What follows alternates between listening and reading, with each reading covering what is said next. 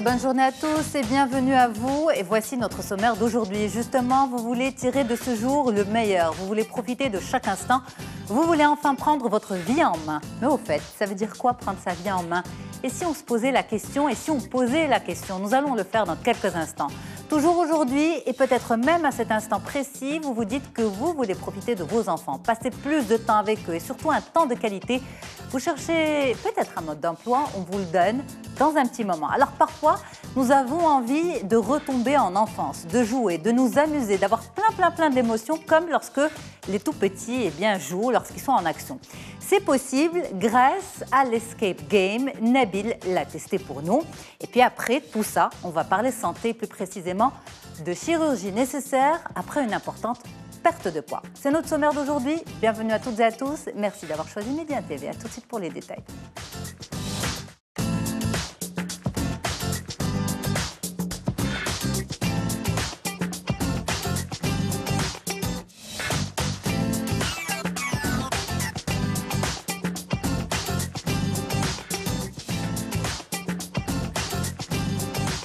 Bonjour à tous, merci une nouvelle fois d'avoir choisi Média TV, d'être avec nous dans On se dit tout, un tour de table aujourd'hui pour vous accompagner pendant 52 minutes précisément. Nous avons Jalila El-Ash'ari. Bonjour Lella, marhaba, merci d'être là. Merci. Vous êtes life coach en amour de soi, c'est très joli en fait, c'est très poétique. Exactement. Ça veut dire quoi? Vous faites quoi exactement? Au fait, j'accompagne des personnes qui sont débordées, qui ont beaucoup de responsabilités, à se recentrer, à repenser à elles-mêmes, à se reconnecter à leurs émotions, à leur essence pure. Et à s'aimer. Et à s'aimer, bien sûr. Apparemment, c'est problématique. Inconditionnellement. Ok, à vos côtés, Nabila Benohoud, une vraie rose, en rose. C'est un plaisir de vous avoir, madame. Bonjour. Merci beaucoup, Yasmine. Vous êtes coach en développement personnel et spécialiste en communication. Oui, je suis professeure de communication et pour que la communication puisse être efficace, il faut l'accompagner de développement personnel. Et de jolies couleurs aussi. Le rose veut dire des choses. Moi, je m'aime en tout cas. Ah ben, super. En tout cas, celle qui aide aussi les gens à s'aimer, à s'accepter d'une autre manière, c'est Selma Louazani, chirurgien esthétique et plasticienne. Bonjour. Merci beaucoup d'être là. Ça aide beaucoup quand même. On fait ce qu'on peut pour essayer de faciliter tout ce travail. Mais voilà, c'est complémentaire. Oui, je pense souvent que c'est complémentaire. Exactement. Mesdames, merci beaucoup d'être là. C'est un plaisir de vous avoir. Merci. Alors, aujourd'hui, nous sommes le dimanche. On parle avant tout de développement personnel. On commence par ça. Et donc, on vous retrouve tout de suite, Jalila El-Ash'ari, pour notre première rubrique.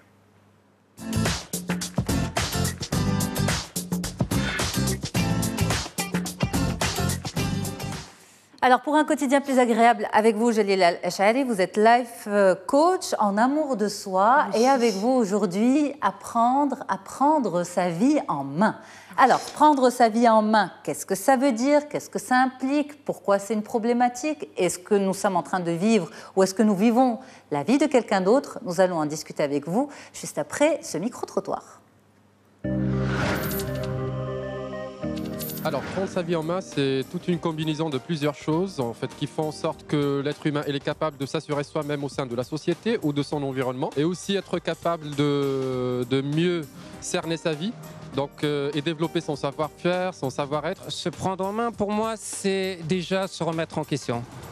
Parce qu'avant de se prendre en main, il faut savoir qu'on a commis des erreurs.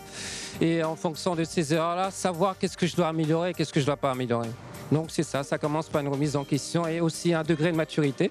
Il faut être assez mature pour pouvoir se prendre en main. En fait. Faire ce que je veux, contrôler ma vie comme je veux, et puis voilà, avoir des objectifs dans ma vie, essayer de les atteindre, trouver des stratégies pour les atteindre. Et puis voilà quoi. Je dirais que je devrais essayer d'analyser la situation, comprendre où est la faille, savoir pourquoi ça ne marche pas, puis après de m'inspirer de mes erreurs, puis trouver une solution. Pour y parvenir. Pour moi, c'est la liberté, faire ce qu'on veut, voilà. Automatiquement prendre la distance, le temps de réfléchir pour prendre la bonne décision. Eh bien, beaucoup de réponses par rapport à cette question. Prendre sa vie en main, qu'est-ce que ça veut dire? Remise en question, faire ce que l'on veut, prendre du recul, s'inspirer de ses erreurs, même si je ne suis pas trop d'accord avec cette association de mots, s'inspirer de ses erreurs. Est-ce qu'on s'inspire de ses erreurs ou on apprend de ses erreurs plutôt? Alors, d'abord, pourquoi cette expression existe-t-elle? Pourquoi on dit je veux prendre ma vie en main ou pourquoi on dit à quelqu'un tu dois prendre ta vie en main? Qu'est-ce que ça implique en fait? C'est très répandu parce qu'il y a plusieurs personnes qui ne vivent pas leur vie à eux. C'est-à-dire ils sont en train de vivre des vies des autres, de leurs parents, de leurs cousins, etc.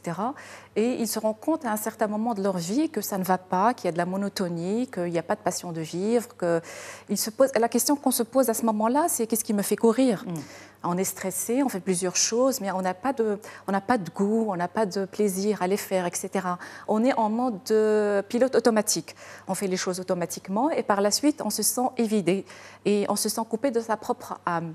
Donc, reprendre sa vie en main, si on peut prendre une image figurative, c'est comme si on avait sa propre vie, c'est une petite barque.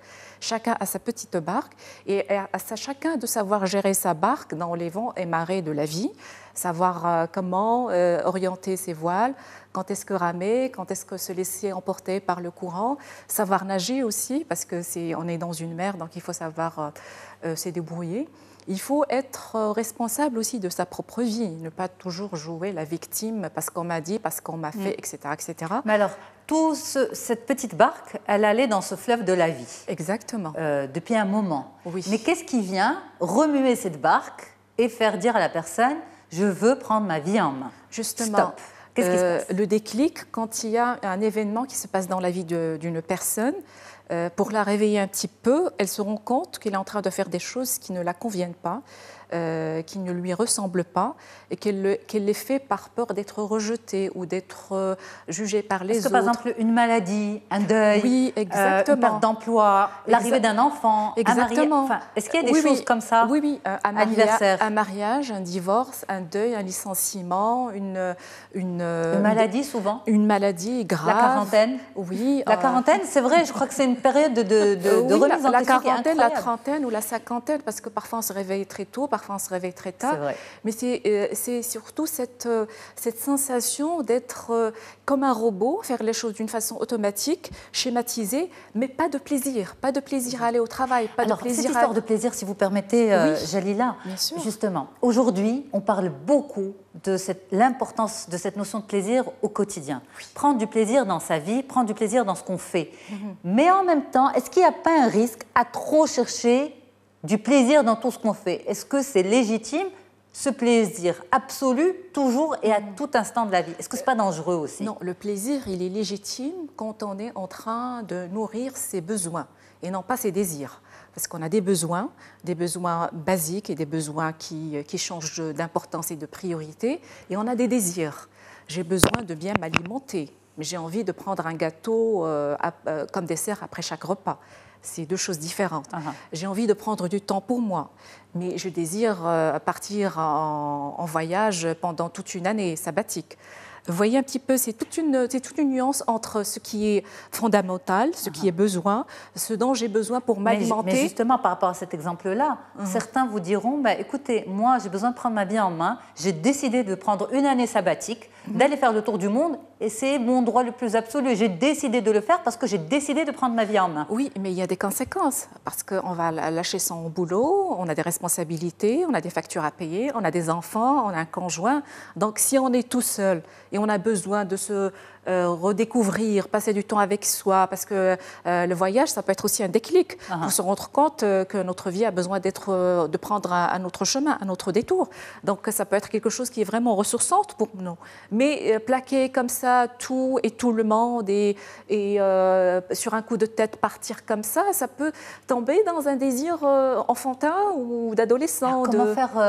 Comment faire la part des choses? Comment se dire ce que je ressens et ce besoin de prendre ma vie en main, c'est pas au contraire quelque chose de destructeur? Non, c'est jamais destructeur de prendre sa propre vie en main, parce que on compose avec les autres. Mais oui, on prend pas la vie des autres en main, mais on laisse pas les autres aussi prendre notre vie en main. C'est-à-dire, je choisis le boulot qui me ressource moi, dans lequel je me sens épanouie. Je vous donne un exemple. Par exemple, vous avez une jeune fille qui a été mariée par ses parents. D'accord. Elle a grandi dans cette culture-là que les parents peuvent orienter le choix du conjoint. On lui choisit un conjoint, elle ne dit pas non, très bien, elle fait plaisir à ses parents. Elle a toujours fonctionné comme ça. Elle se marie avec cet homme, elle a des enfants avec lui, puis un beau jour, elle se réveille et se dit finalement, rien ne me convient de tout ça. Exactement. Rien ne me convient. Donc, toute la vie qu'on a choisie pour moi ne me convient pas. Qu'est-ce qu'elle fait? Donc, quand on est dans cette situation qui nous dérange, parce que par la suite, on va commencer à avoir mal dans sa propre peau et peut-être avoir des maladies par la suite, etc. Somatisé. Donc, oui. Donc, soit on s'adapte, on se dit, j'ai fait un choix, il y a des conséquences, je ne suis pas seule dans ma petite barque, il y a un mari, il y a des enfants, etc. Il y a des enfants surtout. Des enfants surtout. Soit on s'adapte, soit on essaie de changer, parce que quand on se pose la question, qu'est-ce que je veux réellement? Qu'est-ce que je peux faire? Quelles sont mes compétences? Quelles sont mes capacités? Parce que souvent, parfois, le questionnement peut se faire parce que les choix ont été entre guillemets faits spontanément ou par manque d'informations. Mais parfois, quelqu'un d'autre a décidé pour nous. Et c'est là où c'est différent, parce qu'on se retrouve engagé dans un processus, notamment par exemple pour l'exemple pris. Cette jeune fille s'est retrouvée engagée dans un processus, mariage, enfant, couple, famille, etc. Mais elle n'a rien choisi de tout ça. Le jour où elle se réveille, le réveil est très douloureux. Donc si elle est si mal que ça dans son couple, soit elle s'adapte, soit elle change quelque chose, soit elle sort de son couple. On ne peut pas lui dire de s'adapter, Jalila. Elle sort de son couple, puisqu'elle est mal, puisque ce n'est pas son choix, puisqu'elle est arrivée à un certain âge de maturité et d'expérience dans la vie pour se rendre compte qu'elle est en train de se faire du mal. Mais c'est des cas que vous rencontrez, par exemple, en consultation, des personnes qui arrivent, qui vous disent, écoutez, moi, cette vie-là, je ne l'ai pas choisie, je ne la veux plus. C'est plus souvent qu'on le pense, parce que c'est des personnes qui ont été plus ou moins, on va dire, endoctrinées sur une société, un certain standing familial ou social, etc. Et puis qui se trouvent à un certain moment faisant des choses qui ne les nourrissent pas. C'est-à-dire, le réveil, il est difficile le matin, le week-end, il est difficile, on part au boulot parce qu'on est poussé. On développe des dépressions nerveuses, etc. Oui, des burn-out, du stress. Alors, je vous pose la question aussi, Nabila Benohoud, je vous voyais en fait acquiescer à ce que disait Jalila il y a quelques instants, cette histoire avec l'exemple extrême qu'on a pris, parce que c'est un exemple quand même qui existe dans notre société, dans d'autres sociétés également. Vous avez rencontré à travers votre parcours ce type de profil? Mais oui, il y a des personnes qui se rendent compte du jour au l'autre qu'on n'est pas fait pour cette vie, on n'est pas fait pour ce travail. Et donc ici, ça suffit de poser la question à la personne, qu'est-ce qu'elle veut au juste de sa vie? Parce que des fois, quand on a très mal, on ne sait plus où est la solution et quelles sont nos ressources. C'est vrai que si je trouve que je n'ai rien à faire dans cette vie, les enfants, le mari, la famille, tout ça, ça n'a aucun sens. Parce que même si je vis avec ce mari et ses enfants, qu'on le veuille ou non, je veux leur faire payer mon mal-être. Et donc, à un moment donné, il vaut mieux partir et être une femme heureuse, épanouie. Et mais est-ce que la société va la laisser partir ou elle va entendre, elle a abandonné ses enfants, c'est une mère indigne? Non, c'est pas de l'abandon, mais quand je suis très bien dans ma peau, quand je nourris ce bien-être, automatiquement, ça se propage, je le transmets. Vaut mieux être avec deux parents séparés et en fait, avec beaucoup d'amour, d'épanouissement et de bien-être, qu'être avec un couple qui s'entretue à longueur de journée. Les enfants n'ont pas besoin justement de vivre dans un climat toxique. Mais en même temps, quand je suis, par exemple, si je prends un exemple de travail, des fois on ne se rend pas compte que ce qui fait en sorte que ma vie soit vraiment noire, c'est le fait que je sois dans un environnement toxique. Une fois que je vais décider, par exemple, de quitter ce travail, je me rends compte que je respire. Et donc là, c'est un problème de choix. Un boulot que de Bien quitter sûr, une famille. Ce n'est jamais facile. Et ça ne doit pas être sur un coup de tête. Il doit y avoir une réflexion. Il doit y avoir un accompagnement. Il doit y avoir... Alors, on va pouvoir répondre à justement ce processus également à travers les interrogations de nos téléspectateurs. On a Hassan qui a 35 ans, Hassan, 35 ans de Salé, qui dit « Je travaille dans l'administration où tout est décidé d'avance. Comment faire pour prendre sa vie en main ?» Justement, qu'est-ce qui a décidé de travailler à l'administration? C'est bien lui. Donc vous revenez à la source? Oui, il fournit un travail en contrepartie d'un salaire, un travail où il y a des contraintes, où il y a des concessions qu'il faut faire avec une ambiance de travail X ou Y. Donc c'est à lui de prendre la décision s'il veut changer. Qu'est-ce qui l'empêche de changer de boulot? Il n'est pas scotché. Souvent, ce qui scotche les gens à un travail, c'est tout ce qui est crédit, finances de la famille, scolarité des enfants. Oui, mais crédit, c'est aussi une décision, c'est un choix personnel. Absolument. Il faut l'assumer par la suite. C'est-à-dire, je ne vais pas, de prime abord, commencer un boulot et prendre des crédits tout de suite. Il faut que j'attende déjà pour savoir est-ce que je vais durer, est-ce que ça va perdurer, est-ce que je vais arrêter, pour ne pas... C'est vrai, c'est des petites chaînes qu'on se met soi-même Après, on se dit non, j'ai pas le choix. Mais dire ne pas avoir le choix, c'est un choix aussi. C'est un choix.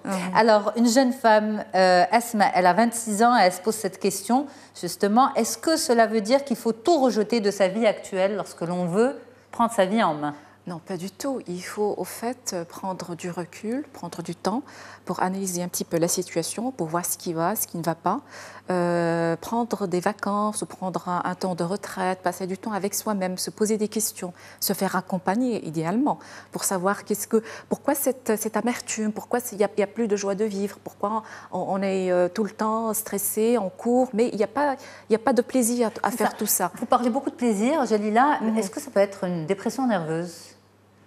Mais bien sûr. Et dans ce cas-là, ne pas se précipiter à aucun changement, mais d'abord soigner ce qui va mal. Oui, prendre le temps si on est en dépression, si on est en stress, si on est tout le temps triste, tout le temps prendre le temps de voir ce qui se passe. Oui, se poser les questions. Qu'est-ce qui se passe? Qu'est-ce que j'ai mal fait? Qu'est-ce que je me fais sans me rendre compte qui me rend aussi amère que ça? Et puis se faire accompagner, demander, questionner, aller voir des spécialistes, des thérapeutes. Il y en a d'excellents sur la place au Maroc. Et puis, ce temps-là, ça permet de voir un petit peu le grand décor, de savoir quoi faire. Et durant cette période de prise de recul, il y a une certaine façon aussi de chercher, de faire le point. Se poser des questions, mais vraiment basiques. Quelle est ma mission dans la vie, par exemple? Quelles sont mes priorités? Est-ce que c'est ma santé? Est-ce que c'est ma famille? Est-ce que c'est mon travail? Est-ce que c'est l'argent, gagner l'argent à n'importe quel prix? Est-ce que c'est mon bien-être? Est-ce que c'est mon conjoint? Est-ce que c'est la société? Est-ce que c'est la liberté? Est-ce que c'est l'indépendance? Et puis, quand on sait que c'est vraiment les axes directeurs de notre propre vie, poser des petites actions. Poser des petites actions, ça peut être, par exemple, ça peut être vraiment très banal. On commence, par exemple, par se réveiller 1 heure en avance par rapport à son programme journalier. Ça permet de se rafraîchir, de méditer, de prier, de bouquiner, d'organiser sa journée, alors que tout le monde est encore en train de dormir. Ça commence aussi par des petits trucs vraiment très simples. C'est-à-dire se donner du plaisir avant de commencer, entre guillemets, ce qui pourrait être une corvée. Voilà. Trouver un équilibre. C'est des petites réussites, des petites victoires. Et quand on se félicite, par exemple, quand je vois que, par exemple, j'ai passé une semaine sans prendre 4 tasses de café tous les jours, en réduisant je m'offre un petit week-end. Quand je vois que, par exemple... Vous êtes très gentil avec vous-même. Oui. Amour de soi oblige. Amour de soi oblige. S'offrir un week-end... Vous voulez m'offrir un week-end si je ne prends pas 4 verres de café? Oui. Si, par exemple, je réussis... Voilà, on reste un peu... Restons logiques. Voilà. Si, par exemple, je réussis à introduire 1 heure de marche par semaine, c'est ça, en laissant ma voiture... On s'offre un gâteau. Non. Pourquoi pas? On s'offre un massage. Mais pourquoi pas? On se fait du bien. Mais pourquoi pas? Seulement, vous dites rien.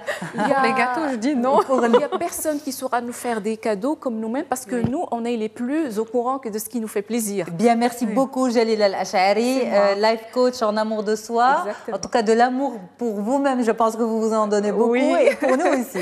Je compte sur vous pour le week-end. Merci beaucoup. Merci. Alors, on reste avec vous sur Média TV. On continue dans On se dit tout. On se dit tout aujourd'hui. On a parlé de prendre sa vie en main. Qu'est-ce que ça veut dire? Qu'est-ce que cela implique? Bien sûr qu'on ne peut pas, on le sait, on en est conscient. On ne peut pas vous donner toutes les clés. On ne peut pas répondre à ce sujet en détail. Le temps nous est compté. Mais voilà, c'est toujours des petits éléments pour vous pousser un petit peu également à la réflexion. On ne peut pas apporter des choses dans des paquets cadeaux. L'individu aussi doit réfléchir, doit se poser des questions selon son quotidien, selon sa situation personnelle.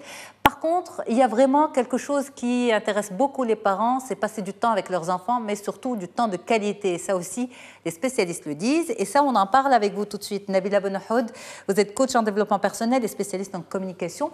Bien-être, enfants et ados, c'est notre rubrique qui arrive.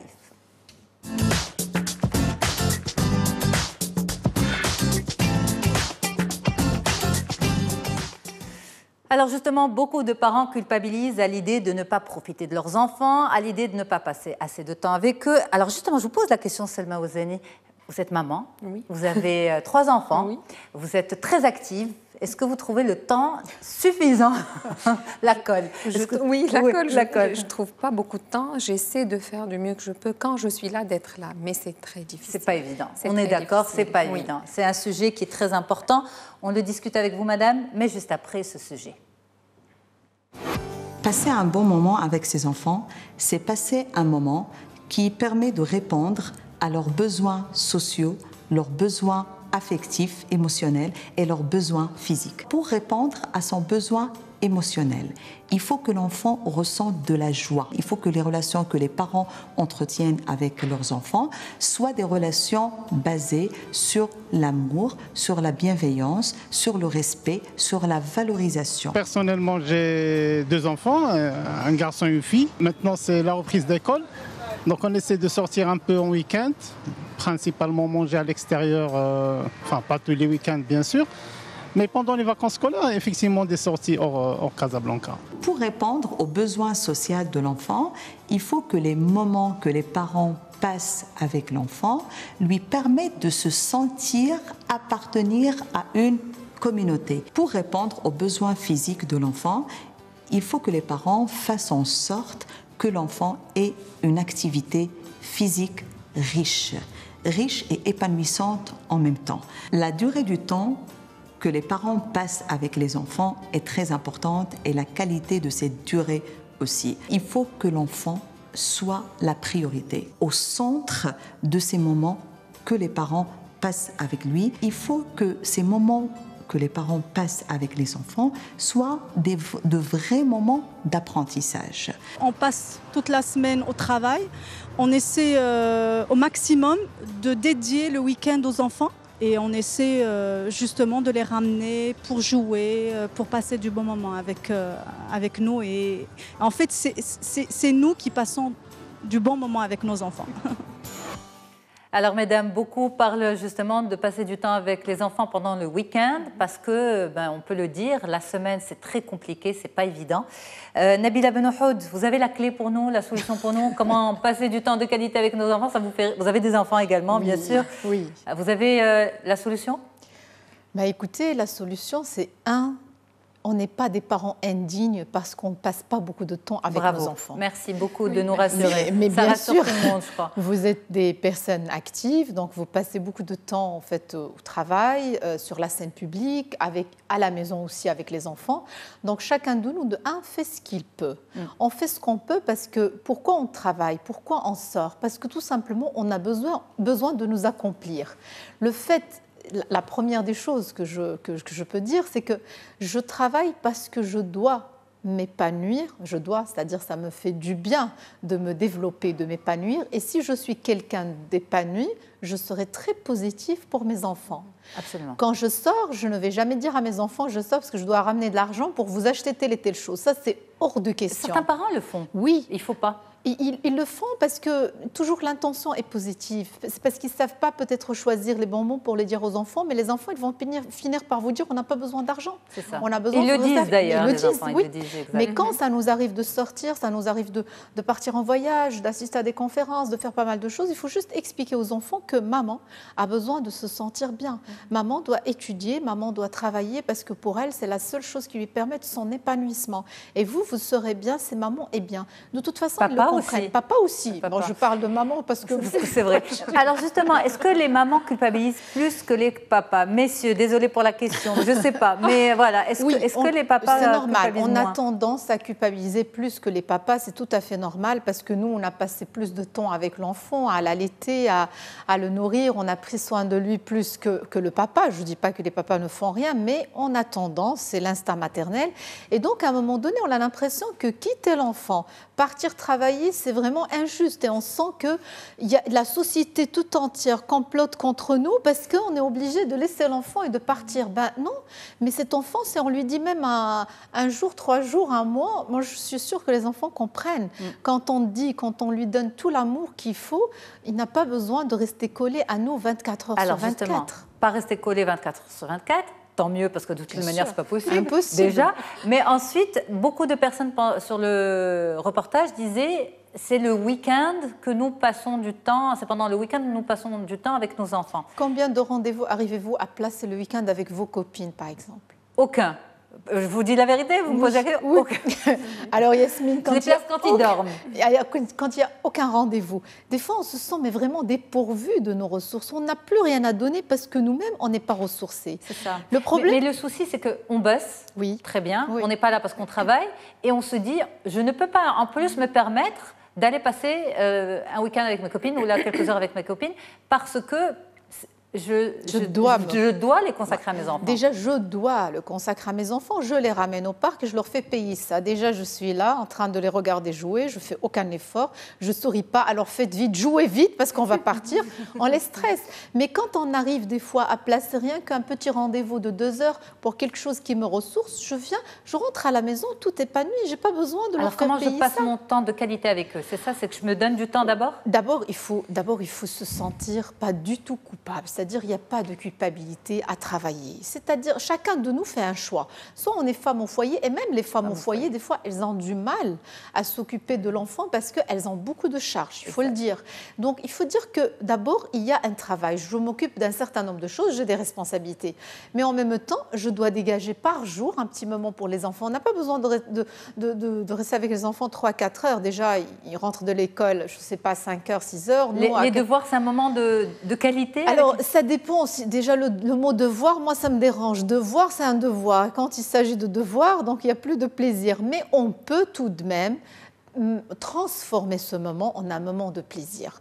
Mais avant le devoir, je peux toujours m'offrir avec les enfants 5 minutes, 10 minutes de jeu pur. On se décide, tiens, il y a un jeu favori, on se donne un rendez-vous. On peut le marquer sur un agenda super, ça, avec eux et leur demander. Mais bien sûr, mais vrai. leur demander de s'occuper de ça, de nous le rappeler, c'est extraordinaire. Ils arrivent, alors maman, tiens, c'est le moment du jeu. C'est extraordinaire, c'est-à-dire il faut arrêter, il faut vraiment être responsable. Donc je mens pas, je veux vraiment le faire. Et puis se permettre de faire quelque chose pendant 5-10 minutes. Je reviens à l'enfant en moi, en me libérant et m'en laissant Mais jouer justement, avec eux. passer du temps de qualité, ça va pas, vous dites 5-10 minutes, c'est super. Des fois, c'est vraiment suffisant. C'est ça. On n'a pas besoin forcément de rentrer du boulot le soir crevé et de se dire j'ai encore les devoirs à gérer très bien, le dîner à surveiller, ok. Et en plus de ça, le petit, je dois jouer avec lui pendant 1 heure au moins. Physiquement, on n'est pas capable. Bien sûr, mais juste même moralement, psychiquement, quand je dis je dois, je sens un lourd fardeau. Déjà, je rentre du boulot, mais bien sûr, il n'y a pas de plaisir. Moi, personnellement, ça m'arrive quand je rentre du travail de leur demander s'il vous plaît, maman a besoin de 20 minutes pour elle. Donc c'est vraiment silence radio. Moi, je rentre dans ma chambre, je ne les vois pas, 20 minutes. Et après, je sors et je suis là, à vous. Mais j'ai besoin aussi de ne pas parler, de ne pas écouter. J'ai besoin juste de me reposer. Pourquoi? C'est pas de l'égoïsme, c'est de l'égoïsme positif qui me permet effectivement d'être positif pour eux. Des fois, je peux allier beaucoup de choses. Je suis obligée de préparer le dîner, je n'ai pas le temps, venez avec moi en cuisine. On parle, on discute, un gros moment de communication et vous m'aidez à préparer des choses. Les enfants adorent ça. Passer du temps de qualité, ça ne veut pas dire ne rien faire à côté et ne s'occuper que d'eux. Alors Nabila Benohoud, nous avons des questions de téléspectateurs dans quelques instants, mais je sais que Salma Ouazani a aussi des questions de maman et vit la situation aussi. Ça vous rassure finalement ce que vous entendez? Oui, je pense qu'on est nombreuses à être dans la même situation, ou nombreux avec les papas aussi. Mais la question que moi je voulais poser, est-ce que le fait le week-end de faire plein d'activités, souvent on les dépose, on les ramène, on les redépose, on les ramène, est-ce que c'est quelque chose qui est finalement utile pour eux ou est-ce que de passer un petit moment avec nous sans forcément avoir des activités, est-ce que c'est ça? Qu'est-ce qui permet? Juste, souvent, on croit que placer les enfants dans des activités, organiser un emploi du temps presque parfait pour eux, les pousser à apprendre beaucoup de choses, ça va les permettre de s'épanouir. Parce que si je mets à l'enfant 3, 4, 5 activités par semaine en plus des cours, c'est quelque chose qui l'épuise. Et des fois, on a l'impression qu'on achète aussi cet amour. Parce que moi, je t'aime tellement, je vais te payer tout ce que tu veux. Et si je t'aime tellement, je veux rester avec toi, à ne rien faire, à te chatouiller, par exemple. Vous savez, un moment de 5 minutes, on se chatouille, c'est extraordinaire. Oui, mais ils peuvent faire des activités, bien sûr, des chatouilles de 5 minutes. Mais pas tout le week-end. parce que Dr Salma a dit que, est-ce que tout le week-end? Non, des fois, c'est-à-dire peut-être le samedi matin, s'ils ont de faire une activité ou quoi que ce soit, mais moi je choisis un moment pour qu'on soit ensemble, parce que des fois aussi, un enfant... Le petit-déj du samedi matin, du dimanche matin, bien sûr, il y a des se retrouver dans le lit aussi, c'est bien. Oui, il y a par exemple des fois toute la famille qui dort et moi je peux prendre le petit, par exemple dimanche matin à 9h pour faire les courses, parce qu'il est matinal, moi je suis matinale, tiens, 9h, ça, il adore ça, parce que pour lui c'est quelque chose d'extraordinaire. Il est avec maman. Ben oui. Alors, on a une petite coupure à passer et juste après on se retrouve pour les questions des téléspectateurs. Notre page de publicité tout de suite.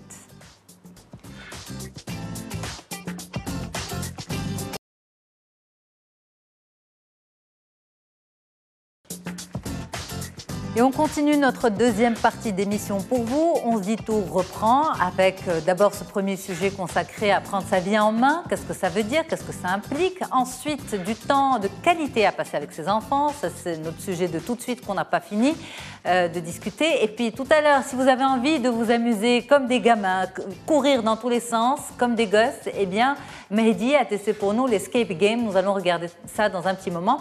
Et pour finir, après une bonne perte de poids, on a l'impression que c'est bon, on est tranquille. Eh bien, malheureusement, pas toujours, parce que la peau se relâche énormément et il faut éventuellement une intervention chirurgicale. On va en parler avec vous, Dr Salma Ouazani. Voilà. Alors, je reviens avec vous, à vous, Nabila Benouhoud. Vous êtes coach en développement personnel et spécialiste en communication. Passer du temps de qualité avec ses enfants. D'abord, vous nous avez rassuré, c'est d'abord prendre soin de soi en tant que parent, ne pas culpabiliser, et ensuite s'adapter à la situation et passer un petit peu de temps avec son enfant dans la bonne humeur. Exactement. Nous avons des questions de téléspectateurs. Alors, la première, c'est celle de Omar, qui a 38 ans. Il est de Rabat. Il nous dit « Je passe mes week-ends à jouer à la console avec mon fils. C'est super. A priori, ce n'est pas recommandé, mais on adore ça et on rigole bien. » C'est génial de... Mais Omar, il retrouve l'enfant en lui. L'enfant en lui, exactement. Il fait quelque chose qu'il aime avec son fils. Mais oui, pourquoi pas. Mais par contre, jouer à la console, mais communiquer aussi, parler. Donc, bon, on ne va pas dire c'est bien ou c'est mal, mais il faut toujours, en fait, il faut toujours se rappeler que les enfants aiment parler, communiquer, échanger, qu'on les écoute, partager, bien évidemment. Et donc, c'est bien aussi de faire ça et autre chose. Why not? Parce qu'il a trouvé que c'est ce qui lui fait le plus plaisir. Mais bien sûr, ils partagent tous les deux ce plaisir, hein, en fait, cette passion, donc c'est génial. Alors, moi, en fait, on entend souvent aussi d'autres spécialistes qui disent passer du temps avec ses enfants, c'est aussi un temps pour transmettre, pour leur apprendre des choses. Certains parents pourraient vous dire, bah, écoutez, moi, quand je passe du temps avec mes enfants, j'ai juste envie de ne penser à rien, de passer du temps avec eux, de m'amuser avec eux et de ne pas penser, par exemple, à leur passer certaines valeurs ou revoir avec eux certaines matières par le jeu. Alors, moi, je sais très bien qu'il y a quelque chose qu'on appelle l'éducation silencieuse. Je suis un modèle. Des fois, je n'ai même pas besoin de parler pour que mon enfant puisse apprendre ça de moi. Je suis un modèle et constamment, je suis en train de démontrer ça. Je ne le démontre pas en leur disant « regardez-moi », mais je le fais d'une manière naturelle. L'enfant grandit dans un environnement et essaie de prendre ce qui l'arrange. C'est des repères qu'il va installer. Mais quand je suis avec lui, effectivement, j'ai besoin de créer cet équilibre émotionnel et relationnel. Ce moment, effectivement, je n'ai rien envie de faire. C'est ça. Excepté vivre le moment même. Et ça, c'est extraordinaire pour les enfants. Pour les ados, c'est plus compliqué. Ils préfèrent être avec leurs amis? Peut-être, mais un adolescent en confiance, il peut aussi avoir envie d'être avec ses parents parce qu'ils se sont écoutés. Il n'est pas jugé, c'est très important. Il est accepté en tant que tel. Et ça, c'est très important. Il faut toujours le répéter aux enfants. Moi, je t'aime et je t'accepte en tant que tel, quel qu'il soit ce que tu vas faire, quels qu'ils soient en fait tes prouesses. L'ado le demande ou c'est aux parents de venir vers l'ado et l'ado, dire... s'il ne le demande pas parce qu'il est dans une phase de non et j'essaye un tout petit peu de forger ma personnalité, en fait, je ne veux pas appartenir à ma famille, c'est une manière de se démarquer. Ça. Je peux tout de même lui dire, je sais, tu n'as plus envie que je te prenne dans mes bras, mais moi, je t'aime. Et j'ai besoin de le faire, je le fais. Hein. Parce que il faut savoir aussi que quand j'ai envie de faire quelque chose, il faut y aller. Il ne faut pas trop demander parce que c'est... Alors, mesdames, là, on va toutes retomber en enfance. Est-ce que vous aimez vous amuser? Est-ce que vous aimez courir, jouer, répondre à des énigmes? Est-ce que vous aimez ça? Oui. Vous avez déjà entendu parler de l'escape game? Vous connaissez? Pas... Non? Oui. Si. Alors, Pour ceux et celles qui ne connaissent pas, c'est un jeu d'énigmes, c'est un jeu en fait assez flippant parce qu'on vous met dans une espèce de prison et on vous demande d'essayer de trouver le code pour vous sortir de la cellule. Nabil est parti sur place tester pour nous l'escape game.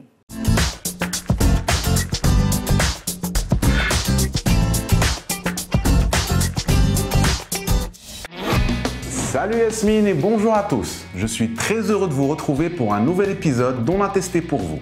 Aujourd'hui, nous allons découvrir l'escape game, ou le jeu d'évasion en français. Le principe est très simple. Vous êtes enfermé dans une chambre avec vos amis et vous devez résoudre des énigmes pour pouvoir en sortir. Et tout cela dans un temps imparti. Bon, je ne vous fais pas plus attendre et je vous laisse découvrir les règles du jeu. Je sais que tu es venu aujourd'hui pour tester l'une de nos salles, donc j'espère que tu n'es pas tout seul. Ah non, il y a ma collègue Hind qui est avec moi. Bonjour Hind. Alors, vous êtes prêts? On est prêts. Oui. Super. Donc maintenant, vous allez devenir nos prisonniers.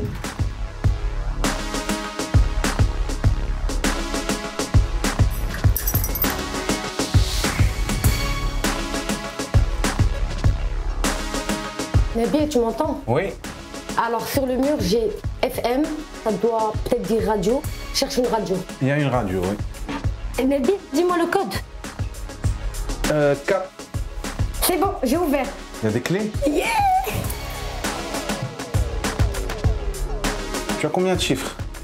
J'ai pas de chiffres, moi j'ai un cadenas. Attends, il y a un cadenas là. C'est bon. La 2, essaye 2. Et on a ça. Je fais en bas.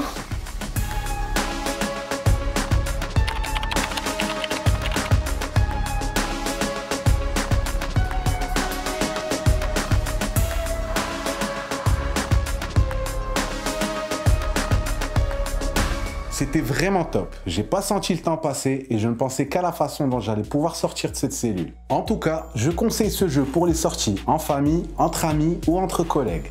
Ça permet de travailler la concentration, de se déconnecter du quotidien et surtout de développer l'esprit d'équipe. Bon ben, avec ma coéquipière Hind, on n'a pas réussi à s'évader. Et je pense qu'on en a pour un bon moment ici.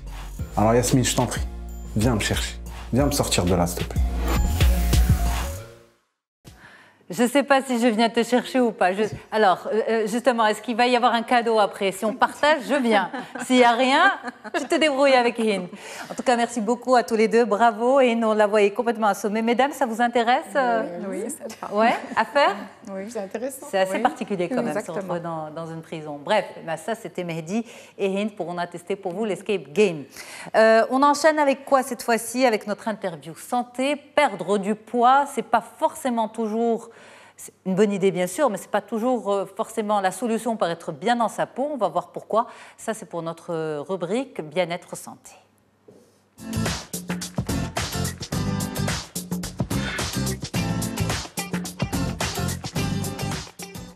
Docteur Salma Ouazani, merci encore une fois d'être là, de participer à l'émission. Vous êtes chirurgien esthétique et avec vous aujourd'hui le point sur la chirurgie réparatrice après une perte de poids importante. Justement, lorsque la personne perd du poids, elle pense qu'elle sera débarrassée de ses kilos, qu'elle va retrouver une silhouette harmonieuse, mais ce n'est pas forcément le cas toujours. On va en parler en détail avec vous. Les parties qu'il faut souvent opérer, à quel âge, à quel moment. Mais d'abord, on regarde un petit reportage qui allie également nutrition et bien-être. Une forte perte de poids, selon la communauté scientifique et les nutritionnistes, correspondrait à une perte entre 5 et 15% du poids initial en un laps de temps inférieur à 6 mois. Une perte entre 500 grammes et 1 kg par semaine serait idéale. Au-delà de ça, on considère que c'est une forte perte de poids qui pourrait nous mener par la suite à un effet yo-yo, donc de reprise de poids rapide. Alors, l'accompagnement nécessaire pour les personnes ayant perdu du poids et qui ont un relâchement cutané serait une rehausse des calories, c'est-à-dire réaugmenter ou augmenter progressivement les calories jusqu'à atteindre un nombre de calories adapté aux besoins énergétiques de la personne sans risquer de prendre du poids. Il y a aussi un accompagnement physique. Il faut intégrer des exercices d'endurance pour maintenir la masse grasse à des niveaux stables sans risquer que la personne en reprenne. Et il faut aussi intégrer du renforcement musculaire justement pour lutter contre ce relâchement. Et ça, ce serait avec l'accompagnement d'un coach sportif ou ça peut éventuellement être fait seul, en salle ou à l'extérieur. Donc voilà, c'est bien résumé, l'alimentation, le sport pour pallier à ce relâchement cutané, mais parfois, on va dire, ça n'aide pas vraiment. Parfois, le relâchement est très important. Et ça, à ce moment-là, il faut intervenir parce qu'on parle de quoi? De tablier de peau, c'est ça? Oui, on parle de tablier abdominal, on parle d'excédent au niveau de la face interne des cuisses, d'excédent de la face interne des bras, aussi bien chez l'homme que chez la femme. On parle de relâchement au niveau des seins chez la femme, de gynécomastie chez l'homme. Puis ça concerne aussi le visage, donc le relâchement au niveau du tiers inférieur du visage, du cou et tout ça. C'est ça. Mais en fait, c'est quoi le souci? C'est vrai que l'image n'est pas jolie du tout, mais c'est quoi? C'est comme si on avait pris un sac plastique qu'on avait rempli. Voilà. C'est ça? Et exactement. À ce moment-là, il se tend complètement. Et lorsqu'on le vide, il se fripe. En fait, ça va dépendre. On va avoir des amaigrissements qui vont se faire de façon progressive plus jeune, avant la trentaine jusqu'à 35 ans. On peut espérer quand même un certain degré de rétraction cutanée. Au-delà mettons, à partir de la quarantaine, la rétraction cutanée est moins importante et les gens souvent viennent nous voir en consultation en disant « je suis enfermée dans un corps qui est trop large pour moi ». Donc, on sent les reliefs musculaires osseux et tout ça, mais avec des excédents cutanés très importants et qui sont d'autant plus importants qu'à la base, c'est souvent des gens qui vont avoir eu des vergetures. Il y a toujours, qu'on le veuille ou non, un petit effet de yo-yo dans la vie avant d'arriver à cette perte de poids. Donc, il y a toute une démarche psychologique et physique avant d'arriver à ce stade-là. Donc, qu'est-ce que vous dites? C'est qu'il faut d'abord aller voir un psychologue? Non, ce que je dis, c'est que quand on commence la perte de poids, la tendance actuelle est de perdre très vite. Donc, quand j'ai un tablier abdominal, j'ai un peu de graisse au niveau du ventre et je me dis, il est temps de ne plus en avoir, c'est décidé. Que je sois un homme ou une femme, j'en veux plus. Donc là, je suis capable d'aller sur un régime très accéléré. Je vais perdre 10 kilos en 2 mois. Ça va être parfait. Et puis, je vais m'attendre à avoir une chirurgie immédiate qui va tout corriger. Et à ce moment-là, moi, pour ces patients-là, je dis stop, je dis ça ne marche pas. La perte de poids doit se faire de façon progressive, ça a bien été dit, donc il faut 800 grammes à 1 kg à peu près par semaine pour être dans du 3,5 kg, 4 kg par mois, de façon très raisonnable sur du long terme. Et à ce moment-là, même la peau s'adapte. On va faire du renforcement en augmentant la masse musculaire. Et à ce moment-là, la personne va voir que son poids stagne. Mais en fait, elle a augmenté sa masse musculaire. Donc à ce moment-là, les choses vont me paraître plus faciles à gérer. Donc j'ai plus mon fameux relâchement. Je commence à avoir une masse musculaire, je suis moins sédentaire, donc je vis mieux avec ça.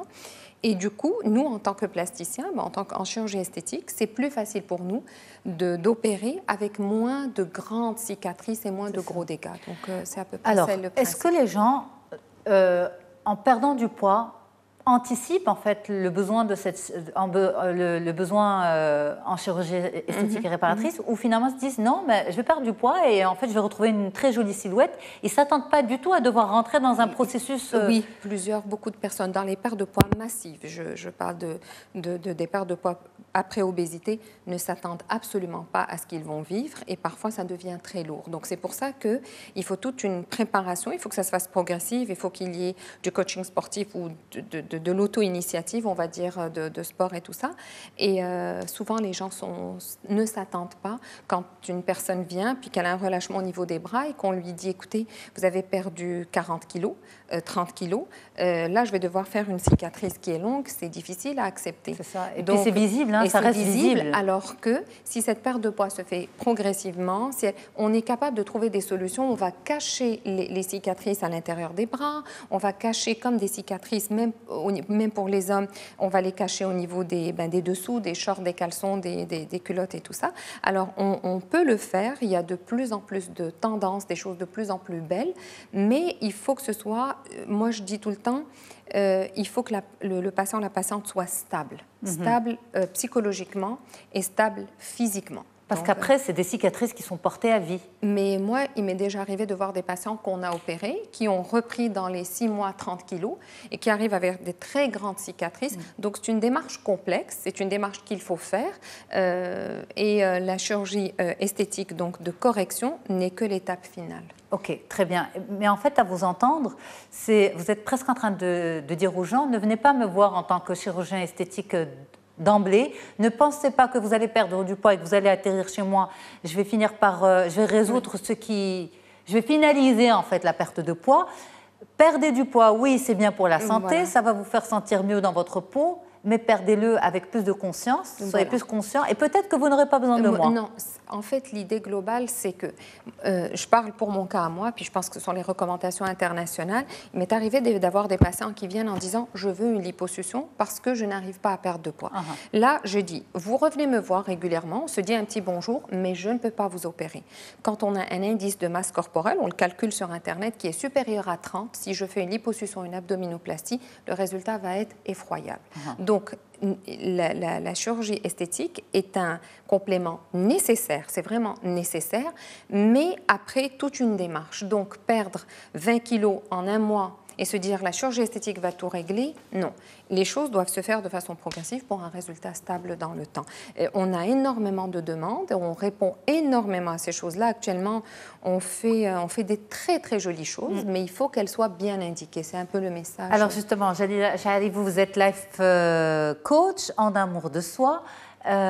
Est-ce que vous pensez que l'approche de la chirurgie esthétique peut aider la personne à mieux s'accepter après également une perte de poids? Quand on perd du poids, on a l'impression qu'on va aller mieux dans sa peau, mais ce n'est pas forcément le cas.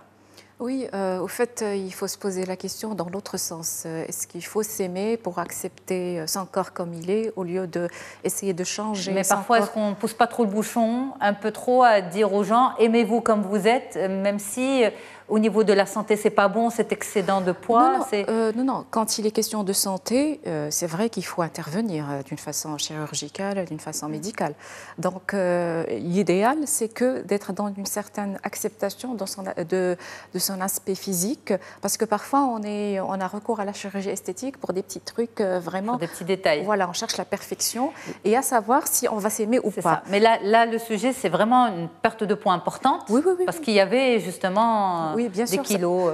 Ça va être un indice ou un signe d'amour de soi que de perdre le poids qu'on a. Absolument. Et puis de passer par la chirurgie esthétique par la suite pour réparer ce qu'il y a à réparer. Exactement. Mais on voit des gens qui arrivent, qui ont réellement une souffrance. Le tablier abdominal, il y a de la rougeur, il y a de l'humidité.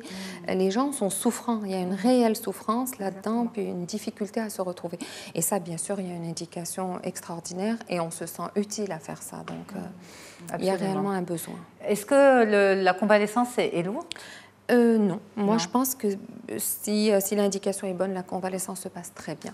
Mais justement, en fait, c'est ça qui est dommage par rapport à tout ça, c'est que quand on parle de perte de poids importante, c'est que la personne était véritablement en surpoids, voire en obésité, puisque c'est ce qui va entraîner ensuite un fort relâchement cutané qui va nécessiter une intervention chirurgicale.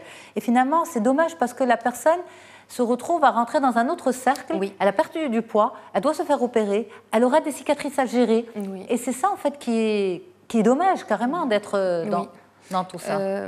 Et moi, il m'est arrivé, j'en ai fait beaucoup de ce type de chirurgie, de discuter avec des patients qui me disaient avant, quand j'étais en surpoids, je voyais le regard des gens. Les gens pensaient que j'étais en surpoids parce que je suis quelqu'un de fainéant ou quelqu'un qui ne bouge pas, je suis sédentaire. Et maintenant, j'ai de la difficulté parce que face à ma conjointe ou à mon conjoint, j'ai de la peau qui déborde partout. Quand je vais au hammam, j'ai du relâchement cutané, les gens me regardent et je suis gênée. Mais ça, c'est évident que par rapport à ces gens-là, Et après, il y aura les cicatrices. Mais ils vivent très bien avec les cicatrices parce qu'actuellement, on est capable de faire de très jolies choses et de donner d'excellentes silhouettes. Les gens retrouvent leur dignité puis leur confiance en eux-mêmes. Et ça, de ce côté-là, la chirurgie esthétique et réparatrice, réellement un apport. L'idée, c'est vraiment de dire aux gens, faites attention à votre alimentation, mangez équilibré, faites-vous plaisir, mais évitez d'en arriver à tout ça, carrément.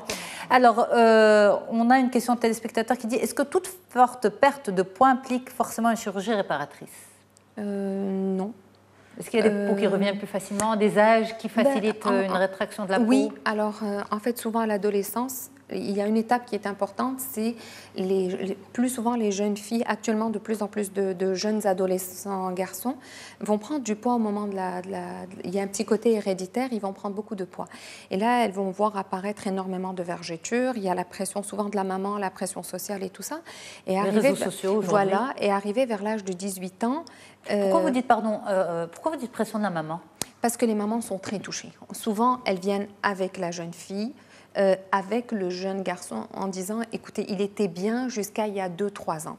Donc, moi, il m'est arrivé de diagnostiquer des problèmes de boulimie, d'anorexie. Donc, c'est pour ça que je vous ai dit, la chirurgie réparatrice ou esthétique n'est qu'un complément, mais c'est un ensemble. Donc, et la jeune fille, plus souvent les filles disent « écoutez, je me fais un peu vomir, j'essaie de... » Donc, il y a cette gestion-là qu'il faut faire, qui doit être faite par la famille, qui doit diagnostiquer quelle problématique il y a. Il y a peut-être un manque d'estime de soi, mais moi, à ce moment-là, j'estime que je n'ai pas à intervenir. C'est ça. Et donc, ces jeunes filles, comme par hasard, vers la vingtaine, vont être mieux dans leur peau, vont sortir de l'adolescence, les garçons aussi, et vont perdre complètement du poids. Et là, c'est le moment pour nous d'intervenir, pour aider, mais en essayant de faire le minimum de cicatrices, en essayant d'accompagner. Donc, tout dépend du moment de la perte de poids, et tout dépend aussi de la quantité qu'on va perdre. Ça, c'est très important. Absolument. Merci beaucoup, en tout cas, mesdames, d'avoir été là ce matin pour animer avec moi l'émission, répondre aux questions des téléspectateurs et répondre aux interrogations de notre public. Un grand merci à toute l'équipe et je vous retrouve très très vite sur Médien TV. Je remercie bien sûr Salma Louazani, chirurgien esthétique, Jalila Ashari, life coach en amour de soi. C'est très poétique et romantique. Oui. Chaque fois que je le dis, je trouve ça très joli. Et puis Nabila Benohoud, coach en développement personnel, spécialiste en communication. Si vous avez envie de vous amuser comme des enfants, il y a l'Escape Game que Nabil a testé pour nous et tout ça est disponible à nouveau sur notre site internet medientv.com. Très très bonne suite des programmes à toutes et à tous et à très vite. Au revoir.